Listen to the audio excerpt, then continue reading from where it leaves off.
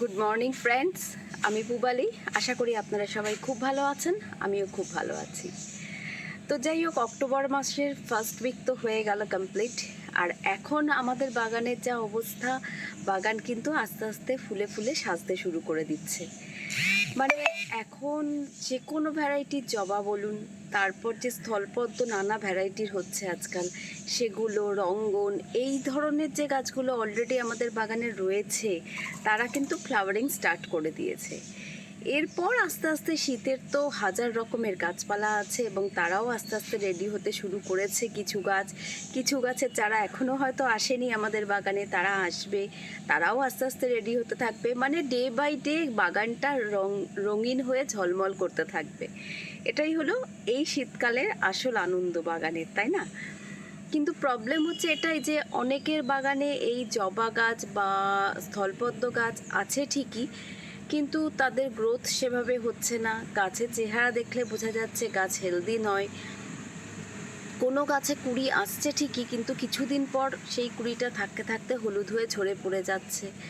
তো এই ধরনের নানা রকমের সমস্যার সম্মুখীন কিন্তু আমরা অনেক বাগানিরাই হচ্ছি। তো আজকে সেই রিলেটেড ভিডিওই করছি, যাতে এই ধরনের সমস্যা কেন হচ্ছে আর কি করলে তার থেকে আমাদের রেহাই পাওয়া যাবে, সেই বিষয়ে ডিটেলস আলোচনা করব। তো চলুন দেরি না করে মূল বিষয়ে চলে যাওয়া যাক। চলুন, প্রথমেই যেটা বলবো যে জবা গাছে বা স্থলপদ্ম গাছে প্রচুর কুঁড়ি আসবে এবং ফুলের পরিমাণও আস্তে আস্তে বাড়তে থাকবে। তার প্রথম কন্ডিশন যেটা আমাদের মেনটেন করতে হবে সেটা হচ্ছে সানলাইট।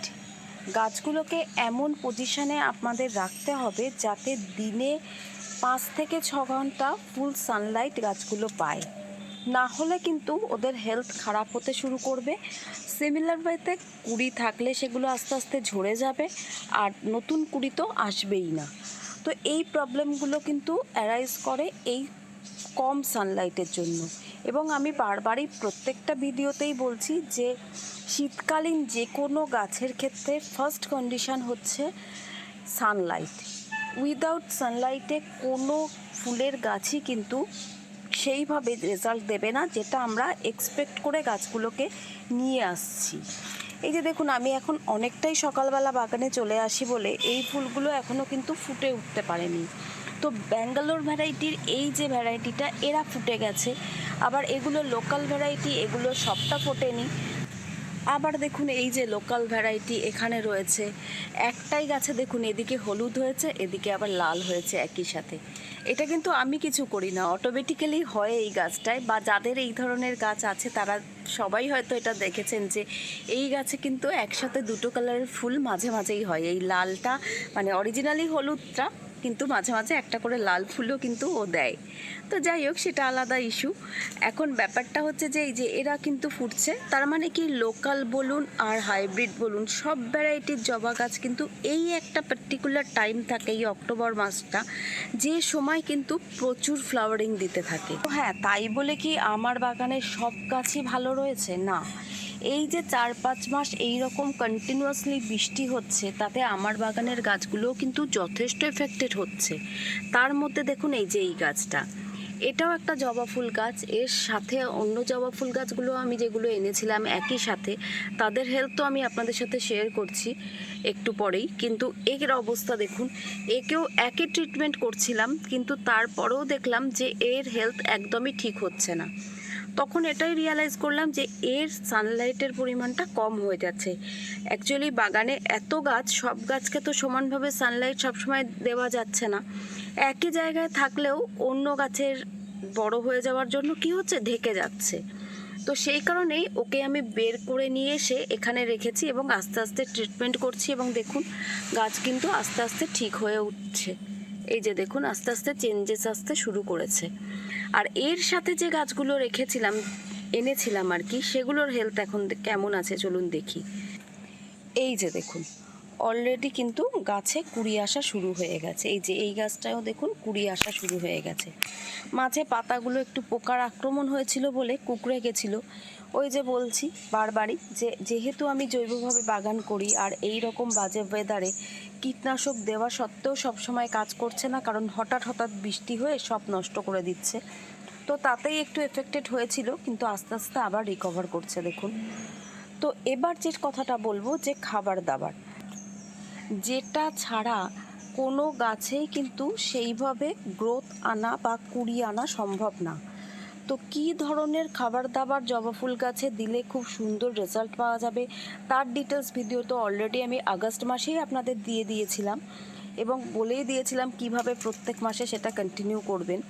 যারা করেছেন তারা তো অবশ্যই তার রেজাল্ট পাচ্ছেন নিশ্চয়ই, আশা করব। আর যারা সেটা ফলো করেননি, যদি প্রয়োজন মনে হয় একবার লং ভিডিওটা দেখে নিতে পারেন, আর সেটা রিপিট করছি না। তো ব্যাপার হলো যে ওই খাবারটা আপনাদের কিন্তু এখনও যদি না দিয়ে থাকেন তাহলে দিতেই হবে। এবং এখন যদি গাছের গ্রোথ বেশি তাড়াতাড়ি বাড়িয়ে নিতে হয় তাহলে সেক্ষেত্রে ওই মিক্স ফার্টিলাইজার যেটার কথা আমি বলেছি সেটাকে অন্তত 15 দিনের গ্যাপে দুবার কন্টিনিউ করুন। 15 দিন একবার দেওয়ার পর 15 দিন ওয়েট করুন, তারপর আবার 15 দিন পর আরেকবার দিয়ে দিন। তাহলে দেখবেন আস্তে আস্তে গাছের গ্রোথ কিন্তু চেঞ্জ হতে শুরু করবে এবং মানে কুড়িও আস্তে আস্তে ভরে যাবে গাছগুলোতে। যেমন আমার প্রত্যেকটা গাছে হচ্ছে দেখুন, এইগুলো লোকাল জবা, এখনও তো ফুটতে পারেনি, দেখতেই পাচ্ছেন কি পরিমাণে কুড়ি আসছে আর কি সুন্দর গাছের হেলথ হয়ে আছে। দেখুন এদিকে ভায়োলেটটাও আস্তে আস্তে ফুল তো প্রতিদিনই একটা দুটো করে দিচ্ছে এবং প্রত্যেকটাই যে স্থলপদ্ম, যেটা অরিজিনাল স্থলপদ্ম হয়, সেটাও দেখুন আস্তে আস্তে কুড়িতে ভরে গেছে, দেখতে পাচ্ছেন।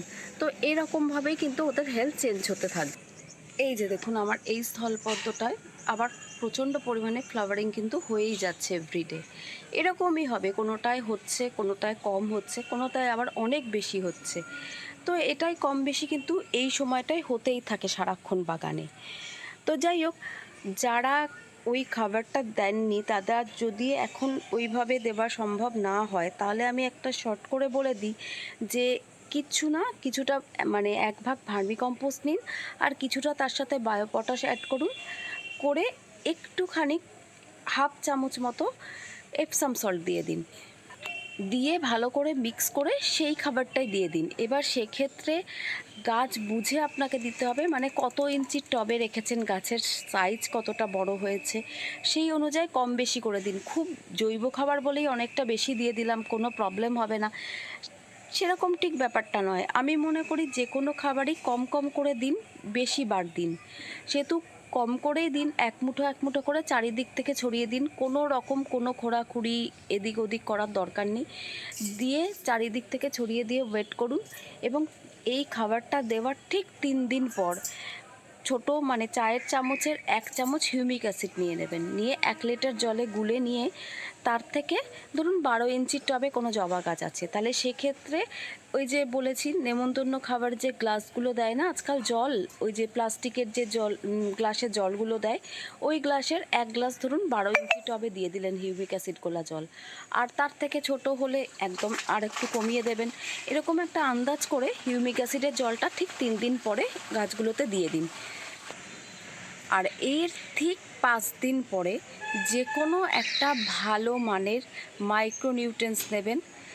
যদি আমি যেটা ইউজ করি বায়োভিটা এক্স, আমি তার মাপটা আপনাদের বলে দিই যে আমি 1 লিটার জলে 1 গ্রাম মানে 1 মিলিলিটার আর কি মিলিগ্রাম নিয়ে ভালো করে মিক্স করে তারপর সেটা সমস্ত গাছে স্প্রে করে দিই এবং সেটা পড়ন্ত বেলাতেই করে থাকি।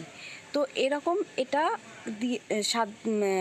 5 দিন পর এই মাইক্রোনিউট্রিয়েন্টসটা স্প্রে করে দিন এবং তারপর থেকে প্রত্যেক 15 দিন অন্তর মাইক্রোনিউট্রিয়েন্টস কিন্তু এই গাছগুলোতে স্প্রে করে দেবেন একবার করে। ব্যাস এইটুকু পরিচর্যাই যথেষ্ট এই গাছগুলোতে এই মোমেন্টে ফ্লাওয়ারিং আনার জন্য। বায়োভিটা এক্স আমি ইউজ করছি বলে আমি 1 ml দিচ্ছি, কিন্তু আপনারা যদি অন্য কোনো মাইক্রোনিউট্রিয়েন্টস ইউজ করেন তাহলে সেক্ষেত্রে তার পরিমাপ, তার যে কন্টেনারটায় থাকবে বা যে প্যাকেট করা থাকবে সেখানেই দেওয়া থাকবে, অথবা যে দোকান থেকে নিচ্ছেন সেখানে একবার জিজ্ঞেস করে নেবেন, তারাই আপনাদেরকে গাইড করে দিতে পারবে, সেই অনুযায়ী ব্যবহার করবেন। এবার যেটা সবথেকে ইম্পর্ট্যান্ট ব্যাপার সেটা হচ্ছে পোকামাকড়ের উপদ্রব, যেটা এই জবা ফুল গাছে প্রচণ্ড পরিমাণে হয়। দু ধরনের পোকা বেশি করে দেখা যায়, সেটা এক হচ্ছে মিলিবাগ, আর এক হচ্ছে একটু কালো কালো ছোট ছোট ধরনের পোকা হয়, দেখবেন এই গাছের ব্রাঞ্চগুলোতে বা ফুলের কুড়ির সাইড দিয়ে হতে থাকে। এই যে দেখুন, এই যে কুড়িটা এইখান থেকে পোকাগুলো হতে শুরু করে দিয়েছে, এরকমভাবেই হতে থাকে। তো এই যে পোকাগুলোর উপদ্রব, এগুলো ঠেকাতে গেলে ঘরোয়া উপাদান একটা খুবই ভালো কার্যকরী উপাদান আছে, সেটা হচ্ছে 4-5 কোয়া রসুন নিয়ে নেবেন, রসুনটাকে ভালো করে থেতো করে নেবেন, সাথে ওরকমই 4-5টা ঝাল দেখে লঙ্কা নিয়ে নেবেন, কাঁচা লঙ্কা নিয়ে ওটাকেও ভালো করে থেতো করে নেবেন, বা যদি গ্রাইন্ডারে পেস্ট করে নিতে পারেন তো খুবই ভালো। দিয়ে এটাকে 4-5 ঘন্টা 1 লিটার জলে ভালো করে ভিজিয়ে রেখে দিন। এরপর ওটা ভালো করে ছেঁকে নিয়ে স্প্রেয়ার বটলে দিয়ে ভালো করে গাছে স্প্রে করে দেবেন। হ্যাঁ, যদি স্টিকার থাকে তাহলে সাথে স্টিকার অ্যাড করে ভালো করে স্প্রে করে দিন, এবং এটা আবার 3 দিন পর রিপিট করুন। যে জলটা আপনি করেছিলেন ওই জলটাই কিন্তু দুবার আপনি মিনিমাম ইউজ করতেই পারবেন, তারপর আর ইউজ না করাই ভালো, কারণ আস্তে আস্তে তার এফেক্টটা কমে যায়, একদম জৈবভাবে করা তো, সেই জন্যই প্রথমে একবার দিলেন, তারপর 2 বা 3 দিনের একটা গ্যাপ দিন, দিয়ে তারপর আবার ওই জলটা আর একদিন স্প্রে করে দিন। এরকম যদি মাঝে মাঝেই করে দিতে পারেন তাহলে কিন্তু এই সব পোকার উপদ্রবের হাত থেকে অনায়াসে আপনার গাছকে আপনি প্রোটেকশন দিতে পারবেন। আর যদি অন্য কোনো রাসায়নিক কীটনাশক ব্যবহার করতে চান তাহলে সেক্ষেত্রে বলবো একতারা খুবই উপকারী একটা কীটনাশক, বিশেষ করে জবা ফুল গাছের এই ধরনের সমস্যার জন্য। তো সেটা কিভাবে ইউজ করতে হবে সেটা আপনারা দোকানে যদি একতারা যেখান থেকে কিনবেন জিজ্ঞেস করে নেবেন, অথবা প্যাকেটের গায়েও তার ইনস্ট্রাকশন দেওয়া থাকে, সেটা ফলো করলেও হয়ে যাবে। তো এইভাবে যদি পোকার উপদ্রবটা ঠেকাতে পারেন, আর যেদিন আপনি কীটনাশক স্প্রে করছেন তার একদিন গ্যাপ দিয়ে তার পরের দিনকে আপনারা একটা যে কোনো ভালো মানের ফাঙ্গিসাইড স্প্রে করে দিন। এইভাবে যদি পরিচর্যাটা কন্টিনিউ করে যেতে পারেন তাহলে জবা ফুল গাছে পুরো শীতকাল জুড়ে যে পরিমাণ ফ্লাওয়ারিং হবে সেটা সত্যিই অবিশ্বাস্য। এবং আমি যেটা আমার বাগানে লক্ষ্য করে দেখি যে এই লোকাল ভ্যারাইটির জবাও কিন্তু প্রচণ্ড শীত না হওয়া পর্যন্ত, মানে প্রায় ডিসেম্বর পর্যন্ত তো খুব ভালো ফ্লাওয়ারিং দেয়, জানুয়ারিতেও একটা দুটো দিতে থাকে। জানুয়ারিতে যেহেতু শীতের পরিমাণটা অনেকটাই বেড়ে যায়, তো আস্তে আস্তে একদমই কমে যায়, গিয়ে ওই 1-1.5 মাস স্টপ থাকে, তারপর আবার কিন্তু ফ্লাওয়ারিং স্টার্ট করে দেয়। তো এটাই কিন্তু ওই টাইমটায় আবার অন্য অনেক কাজ থাকে বলে অতটা ফ্লাওয়ারিং আমরা নিই না লোকাল জবাগুলোর থেকে। তো সে প্রসঙ্গে ডিটেলস ভিডিও আবার আসবে নিশ্চয়ই আপনাদের কাছে, আপাতত এইটুকুই। তো যাই হোক, আশা করি আপনাদের ভিডিওটা ভালো লেগেছে। যদি ভালো লেগে থাকে তাহলে অনেক অনেক ভালোবাসা দিয়ে আমার পাশে থাকবেন, আর একটু লাইক আর শেয়ার অবশ্যই করে দেবেন। আর যারা আমার নতুন বন্ধু আছো বা আছেন তাদেরও যদি আমার ভিডিওটা ভালো লাগে, যদি ইনফরমেটিভ মনে হয়, তাহলে প্লিজ চ্যানেলটা সাবস্ক্রাইব করে বেল আইকনটা প্রেস করে দিও। খুব তাড়াতাড়ি আবার একটা নতুন ভিডিওর সাথে দেখা হচ্ছে। আজকের মতো তাহলে বিদায়, টাটা।